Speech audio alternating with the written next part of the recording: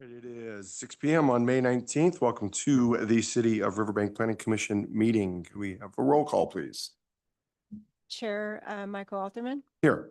Vice Chair John Dinan, Here. Commissioner Joan Stewart, Commissioner Natasha Basso, Here. Commissioner Tidy Zamora, Here. and in the audience we have our alternate Armando Rodriguez and alternate Alex Rodriguez.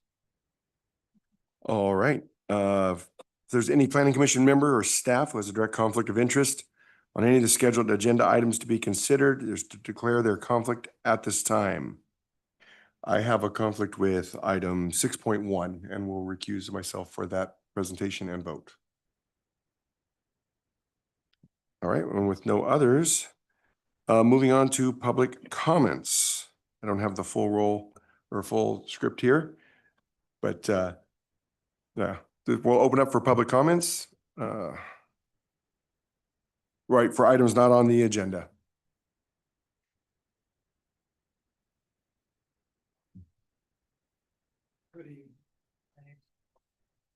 I've been living about 2 years in Crossroads West, and I'm just coming today with a concern about walking in from both Clarabelle and Oakdale Road for the new Costco. There's beautiful sidewalks down Clarabelle, and there's beautiful sidewalks on both sides of Oakdale. They're like 10 feet wide. They're great. I ride my bike. There's room for people walking. We tried once to walk in to Costco from Oakdale Road because we're close enough. If you don't buy a lot of stuff at Costco, you could buy one thing and walk home with it. And there doesn't appear to me to be from any sides there, like a way you can walk in. There's like a curvy, I think, traffic calming road that comes out on the into Oakdale. And then there's some other roads that come in off of Clarabelle. But at least on the Save Mart Target Center side, there is kind of a pathway you can walk safely in, at least to the big strip of all the big stores. Now, if you go from like Target to Red Robin, you're going to be wandering through the parking lot. But I guess that happens anywhere now, but and I'm concerned also with the, the new apartments I realize are going to be going in there. Seems like to me there could be a lot of people walking, especially around there on a road that right now has no paved access to it. So people either be walking through the landscaping or walking in the road, and that road is really narrow and tight. I'm not a traffic planner, but I believe it must be to keep people from speeding in and out of the place. So it's tight and it's curvy, speed bumps and all that. But I'm wondering at this point, is there anything the city can do in terms of planning and working on, like how to make that safer, either adding a pathway, wouldn't have to be a sidewalk, but some way, because there will be people wandering through that area. And I'm concerned with pedestrian safety in there, those kinds of things. And I realize the center's planned, it's built, but I'm wondering if at some time things are revised and, you don't have to wait for a pedestrian accident or incident to actually do something with something that looks like to me is going to be a future obvious problem or danger, because that center is only like halfway full now. It's already full of cars and I see people wandering around already. So that I just wanted to bring that forward. I'm not sure you're the perfect place for it to land, but I thought I'd start here. No, that we are definitely a avenue where you can bring that attention to the city. We can't act upon that tonight, obviously, but I could direct you to our planning director here. Josh might have some information on that he can get to you after this meeting or during normal business hours. I think you might have some information on that. So, because I know that there is still more to be built out there. So I don't know specifically what it is. I don't have the. Yeah, and I didn't realize until we tried walking the one time. I Yeah. was like, this isn't good. Oh, Chair, if you don't mind, if I could just kind of add some context to this question, because this is a really good question that comes up from time to time from our residents. So just to to provide some clarity. So, sir, we definitely know what you're describing, and we've seen that situation ourselves multiple times. One thing to keep in mind is the shopping center, it's sort of a puzzle that's being put together at this point. For example, some of the area they call pad 1 and 2, which is the development along Freddie and Oakdale, those two buildings. As part of that development, they will be installing a sidewalk from Oakdale Road. And then they install a crosswalk across that interior drive that would get you to basically where Skechers, TJ Maxx, those buildings are. And then there is some additional sidewalks that's going to go on the north side of that Freddie Lane. They're tied to the apartments. So when the apartments come in, that's going to be a trigger for those. Additionally, there's some interior sidewalks. One of the things our staff has been very focused on, like you mentioned in the original shopping center, there's no connectivity between like a Red Robin and Target. So we've been focused on providing a connectivity between each of the different users. So if you're at Costco, you could, be able to walk to a particular business to have dinner. So that kind of thing is kind of underway. You may not see it for a time or until the shopping center is fully built out. But as each kind of area gets developed, there will be, an accessory sidewalk that kind of plays into the bigger picture of the shopping center. And then to answer, I think your original question, walking, so the legal access right now to Costco, it actually comes off Clarabelle Road because of the lack of sidewalks off of Oakdale Road. So there is one existing sidewalk that goes basically south from Costco, connects all the way to Clarabelle Road. That's like, Of course, I've never tried that Yeah, because it that- doesn't yes. don't go anywhere. And to further complicate things, the corner of Clarabelle and Oakdale, the shopping center, that's the responsibility of Stanislaus County as part of the North County Corridor Project. They will be completing that. So that's why it kind of looks unfinished. There's an asphalt sidewalk. It's just not in its final form yet. So hopefully that provides a little clarity on Well, it. then I'm hopeful, that it'll eventually, because that's my concern is, it's great if you're in your car, but you don't always want to drive from X to Y. You might occasionally want to walk. You'd want to be as safe as you can be, knowing that as a pedestrian, the cars, they're going to win, whether they're right or wrong. So you always have to be aware, but it can be hard to get through. So thank you. No, great question though. Thank you. All right, do we have any more public comments? Seeing none, we'll go ahead and close for public comments. Moving on to the consent calendar. We have 3 items. Posting of the agenda for May 19th, 2026. Approval of the May 19th, 2026 agenda and the approval of the March 31st, 2026 Special Planning Commission meeting minutes. All right, brings for consideration. I make a motion that we accept the consent calendar as written. I'll second. Okay, roll call. Chair Ottoman, Yes. Vice Chair John Dinan, Yes. Commissioner Stewart, Commissioner Basso, Yes. and Commissioner Zamora. Yes. Approved 5-0. All right, moving on to item 6.1, for which I will recuse myself. I believe we're passing to Vice Chair John Dinan. Holler at me, Chair. holler at me when I get back.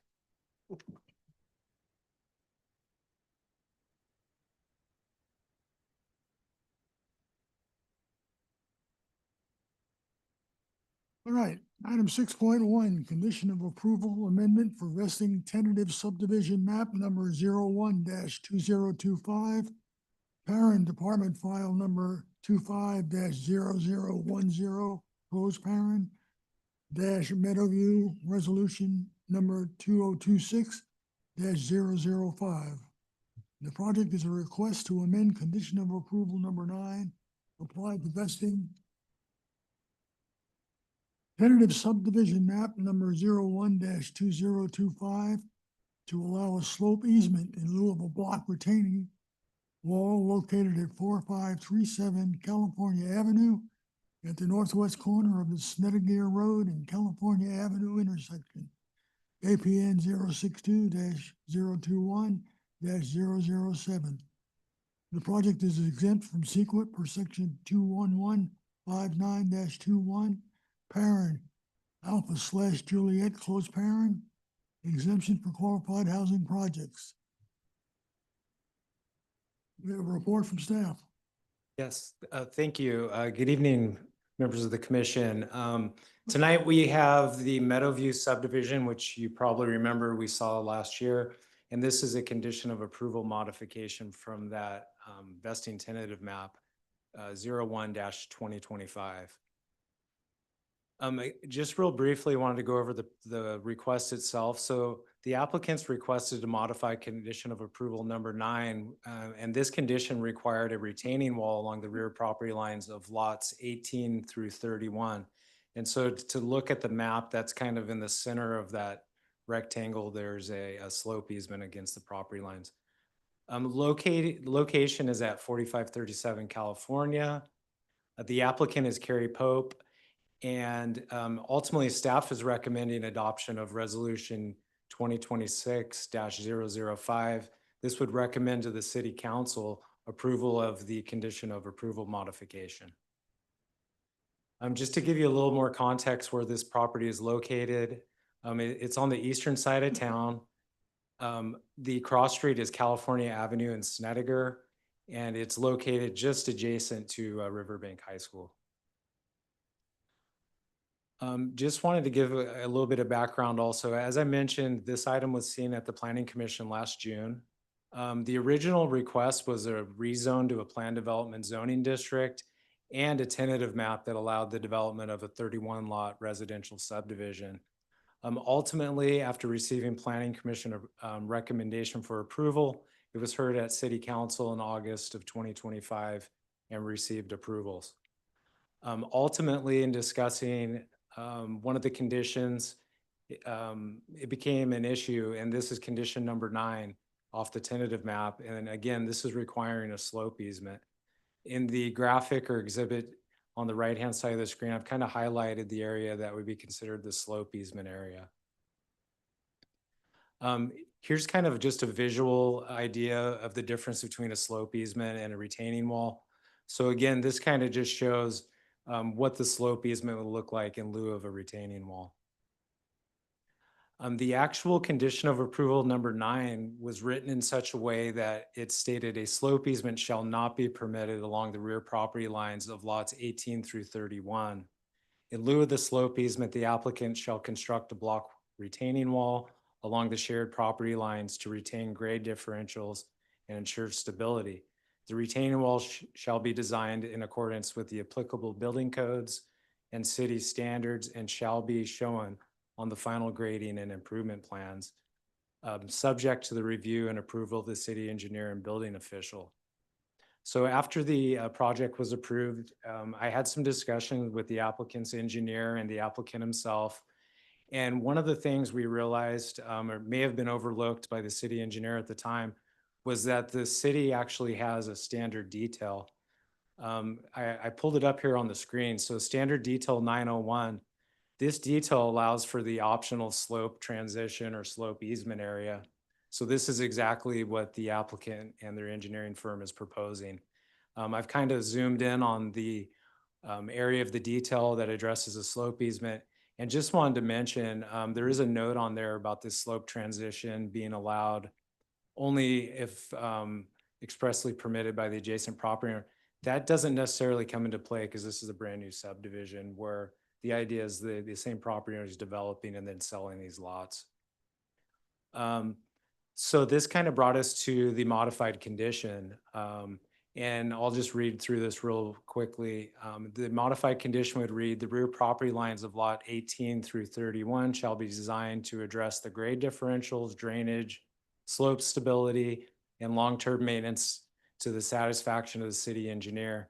Transition grading may be provided through either a retaining wall, slope transition, slope easement, or combination thereof, provided the design complies with the city standard detail 901 or any other applicable city standards and is approved by the city engineer. If a slope easement is approved, the easement shall be shown on the final map or recorded by separate instrument as determined by the city engineer and community development director. The easement shall include adequate rights and obligations for construction, access, inspection, maintenance, drainage, slope stability, and protection of the affected lots. So ultimately, in terms of the environmental determination, similar to the original approval, this requested condition of approval modification doesn't change the approved subdivision, doesn't change the density of it or what was previously approved. The original project, as I mentioned, was considered exempt under CEQA guidelines 21159.21. This is for qualified housing projects. The action of modifying this condition, it's just limited to that general area that I highlighted in yellow. This is the grading area of lots 18 through 31. So in effect, this modification doesn't create any new environmental impacts or concerns. And as such is considered CEQA exempt. In terms of public notice, we sent out public notices to the surrounding property owners, everyone within 300 feet. These were sent out on May 6th. Similar, the Planning Commission hearing notice was published in the Riverbank News on May 6th. We also posted the notice at City Hall North, City Hall South, the post office, and the library on May 6th. With that, the staff's recommendation is to adopt Resolution 2026-005. This was recommending to the City Council the approval of the modified condition of approval number 9 for vesting tentative subdivision map 01-2025. This is for the Meadowview subdivision and would allow a slope easement in lieu of a block retaining wall along the rear property lines of lots 18 through 31, subject to compliance with City of Riverbank Standard Detail 901. That concludes my presentation. I'd be happy to answer any questions you may have. Also wanted to point out the applicant's here tonight along with his engineering team, and they're available for questions as well. Thank you. Thank you, Josh. Any questions from the commission? Yeah, can you tell me the benefits of, for allowing this change? Is there a benefit using the slope easement instead of the block wall? I'm not sure I'm not sure I'm following that. Why would we be doing the change? Okay, so that's a great question. Why we're doing the change, I believe our previous city engineer just overlooked that detail, which allows either option. You know, typically a developer, they look at the city standard detail, and that kind of lays the groundwork or the rules of the development. In this particular case, there is no concern with doing a slope easement or a retaining wall. So the condition is just in effect going back to what the city standards currently allow anyways. It was just the wording of that condition. The previous condition specifically said you cannot do a slope easement. Sure. Questions from the commission? I will open this up for public hearing. Good evening, Planning Commission Vice Chair Dine and Carrie Pope. I'm the applicant along with my engineer, Rick Mummert from Benchmark Engineering. That was very well stated by Josh. I think that pretty well states what it was. I believe it was just overlooked by, which is now the previous city engineer. And further, we wanted to be able to have the option to be able to do both, or to do either, I should say. The block walls have become extremely expensive. And the way that it was put forth in the drawings there, I think is a very good display of what could happen there. So that we wanted to make these as affordable as possible and have that option. So I do believe it was just overlooked by them and by us. We after we started diving into the actual city ordinances, it allowed what we're asking for tonight. So I'm available for any questions as well. Thank you. Thank you. Further public comments? Hearing none, we'll close public comments and we will entertain a motion to approve item 6.1. I make a motion that we approve Resolution 2026-005. I'll second. Can we get a roll call vote, please? Vice Chair John Dinan, Yes. Commissioner Jones Stewart, Yes. Commissioner Natasha Basso, Yes. Commissioner Tidy Zamora. Yes. Okay, it's approved 4-0. Thank you, Janet. Chair Halterman, if you can hear my voice, you may return.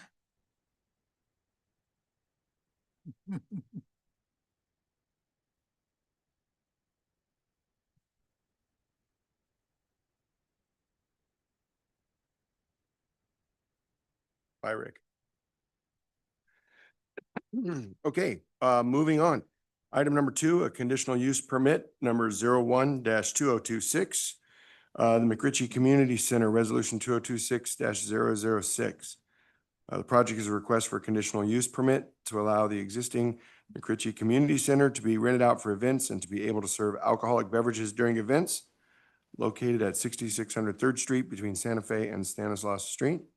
The project is exempt from CEQA per section 15301, existing facilities. Good evening, Teresa McDonald, Senior Planner, here to present the conditional use permit request for the McRitchie Community Center. Right, as mentioned previously, this is a request for a conditional use permit to allow the existing community center to be rented out for events and for those events to be able to serve alcoholic beverages. The intent is not for the site to be allowed to serve alcohol on a daily basis or to be sold for off-site consumption. Essentially, the intent is for the facility to be able to be rented out for baby showers or bridal showers for residents, and events of a similar nature. So the project site is located at 6600 3rd Street between Santa Fe and Stanislaus Street. It's improved with a 1,700 square foot community center, landscaping and paved parking lot with 15 spaces. It has access onto Stanislaus Street via an existing alley located at the rear of the parking lot. It's surrounded by commercial uses to the north across the alley, residential uses to the east, commercial and residential uses to the south across Stanislaus Street, and commercial uses to the west. No specific issues have been identified as part of the project review. The conditions of approval applied to the project require the applicant to follow the approved hours of operation, keep the site clean and orderly, comply with all applicable city and state requirements for alcohol service, and to operate the facility in a manner that avoids nuisance activity or impacts to nearby properties. The project site is designated as mixed use in the general plan, which is the primary category for Riverbank to accommodate neighborhood serving retail, services, offices, and similar needs as described and planned for in the city's general plan. Goal, Land for Policy Land 3.5 of the land use element is to encourage the development and redevelopment of the downtown as a mixed use high activity area. And goal ED8 of the economic development element is to support and expand upon downtown revitalization initiatives. Accordingly, staff believes the proposed use can be found consistent with the general plan as it supports an active downtown community use within the existing building and does not change the underlying mixed-use character of the site. The project site is located within the city's downtown specific plan or DTSP and is zoned downtown core. The DTSP has specific parking standards, which requires a minimum of 2 spaces for every 1,000 square feet, and at 15 on-site spaces, the site exceeds the minimum required. In accordance with the DTSP, eating or drinking establishments serving alcoholic beverages and dance halls are permitted with a conditional use permit. In order to be approved, the use is required to adhere to specific performance standards, and the Planning Commission is required to make the conditional use permit findings as listed in the staff report. Based on the project location, zoning, operational conditions, and the city's ability to review the permit, staff believes the proposed use can satisfy the required required findings. Additionally, conditions of approval provide ongoing tools to address alcohol service, noise, parking, event operations, and compatibility with nearby uses. As such, staff believes the project can be found to be consistent with the downtown specific plan and the Riverbank Municipal Code. The project has been determined to be exempt from further review under the California Environmental Quality Act per the existing facilities exemption. The Planning Commission hearing notice was published in the Riverbank News at City Hall. and mailed to landowners within 300 feet of the project site on May 6, 2026. In addition, the applicant posted a notice of development permit application sign at the project site on May 4th, 2026. To conclude, staff recommends the Planning Commission approve the project adopting Resolution 2026-006, approving conditional use permit application number 01-2026. If the Planning Commission approves the project, the resolution provides an overview of the findings and actions required for project approval. That concludes my presentation, and I'm available to answer any questions. Thank you. Thank you. Any questions from? I have a question. As far as alcohol goes, I might have missed it. You said they'll be able to rent it out to like for people for baby showers. Is it like they can bring their own alcohol and it's served on site, or the property owner, or the Yes, you're correct. So the housing authority themselves, they are not the entity that's going to be pursuing the alcohol license. It would be up to the individual or party that rents the facility to obtain any necessary alcohol license, or one might not even be required. For example, if they're hosting a private baby shower, not open to the public, not selling tickets, but serving alcohol that's not being sold, no ABC license is required.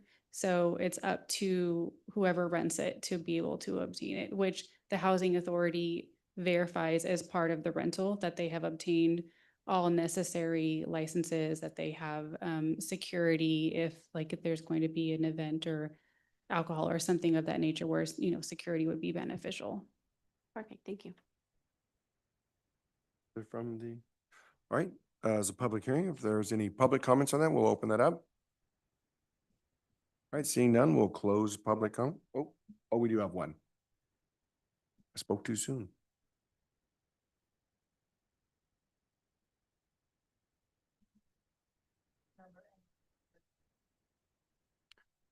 The number ending in 310808, please unmute. We're here for your question.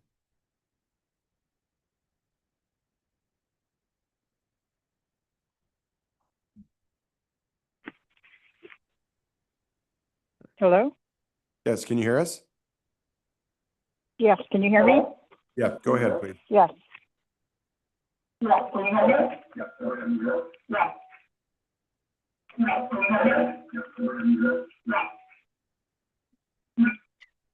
Okay, yes. Can you hear me now? Yes, there we go. Go ahead, please. Hello?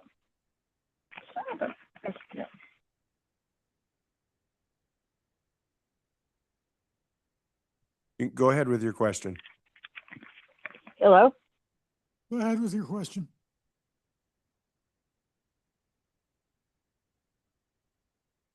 I don't think she can hear. She's muted. Hello? We can Hello? hear you. We can hear you. Can you hear us? Hello? Hello? Oh, bitch.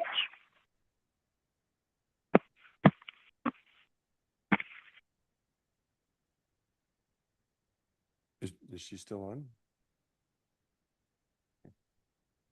Okay. Okay. Modern technology.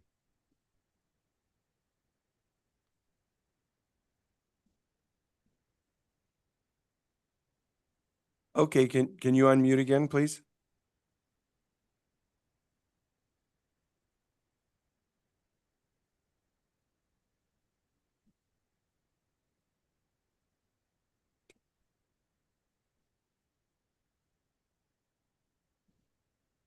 An override button. Can you hear us on your end?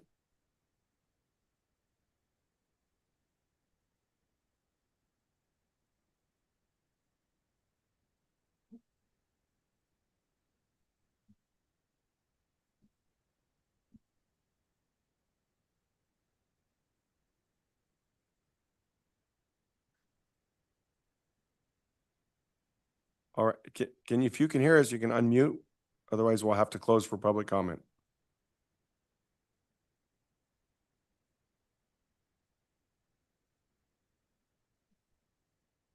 All right. Well, with that, I think we will go ahead and close public comment then. bring it back to the commission.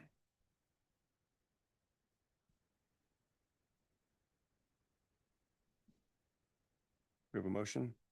I make a motion that we approve resolution number 2026-006. Second.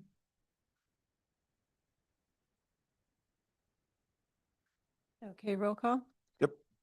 Chair Alterman, Yes. Vice Chair Dynan, Yes. Commissioner Zamora, Yes. Commissioner Stewart, Commissioner Vasso. Yes. It's approved 5-0. All right, moving on to new business. Item 7.1, General Plan Amendment 01-2025, the zoning ordinance amendment 01-2025, specific plan amendment 01-2025, rezone 02-2025, housing element adoption, land use element amendment, zoning ordinance amendments, and sixth cycle housing element implementation rezones. Thank you, Chair, members of the commission. David Niskin and JB Anderson, Land Use Planning, planning consultant working on the city's sixth cycle housing element.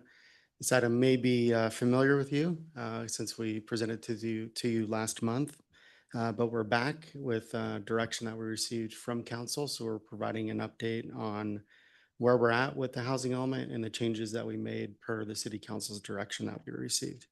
So just as a reminder, the item before you tonight includes the recommendation for the adoption of the sixth cycle housing element, and then implementation actions, which include an amendment to the general plan land use element, zoning ordinance amendment related to by right uses, religious institutions, and updating the mixed use zoning ordinance. Those things remain the same. That was presented last month to you. Site-specific rezones and general plan amendment, specific plan amendments, that's where specifically we made some changes.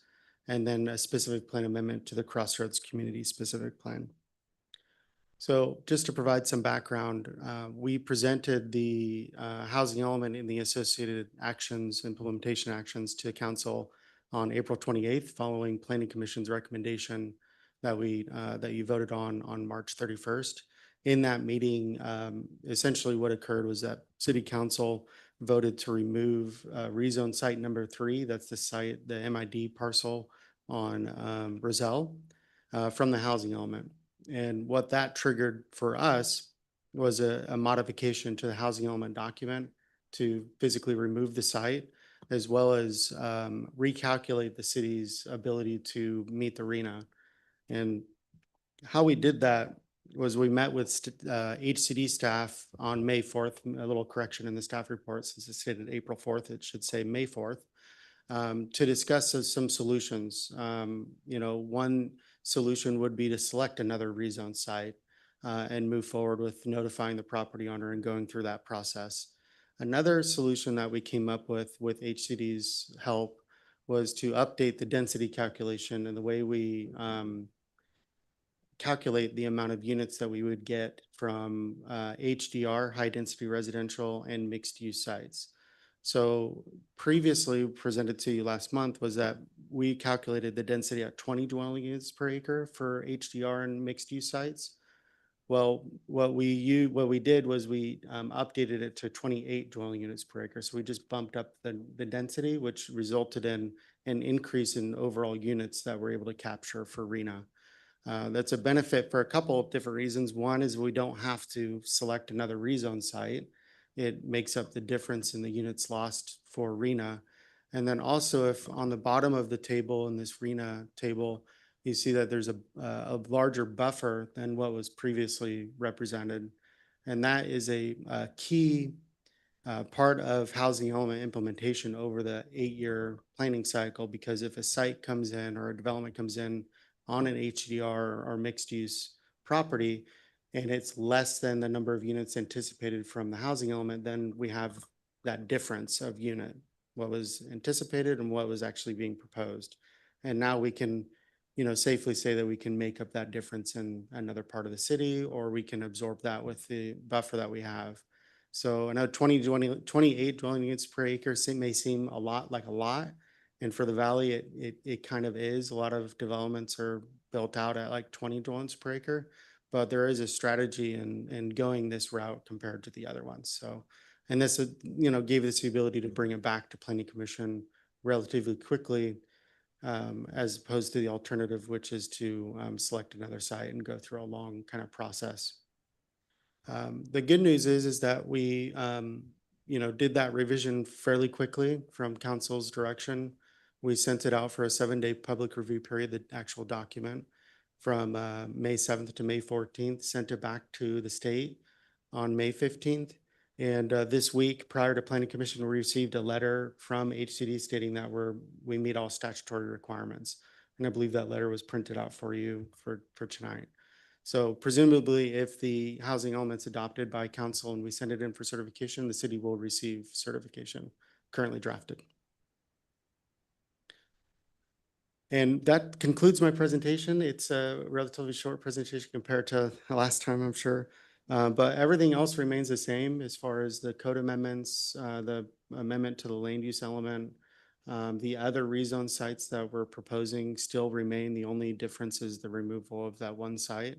So tonight, planning staff recommends the planning commission adopt 3 resolutions. One, to recommend approval of the 6-cycle housing element and to amend the land use element, as well as send the document to the state for certification. The second is to approve a resolution to amend the code in the sections described in the staff report. And finally, approval of a resolution recommending council approve the site-specific general plan amendments and an ordinance for the specific plan amendment to the Crossroads Community Specific Plan and the site-specific rezones as detailed in the staff report and in the housing element document. And I'm available to answer any questions for you, and thank you. All right. Do we have any questions from the commission? Okay. All right. This is a public hearing. If we have any public comments? Anyone online? All right. Seeing no public comments, we'll close the public comment and bring it back for consideration. Make a motion we approve item 7.1 and the 3 resolutions contained therein. Second. All right. Roll call for that, please. Natasha.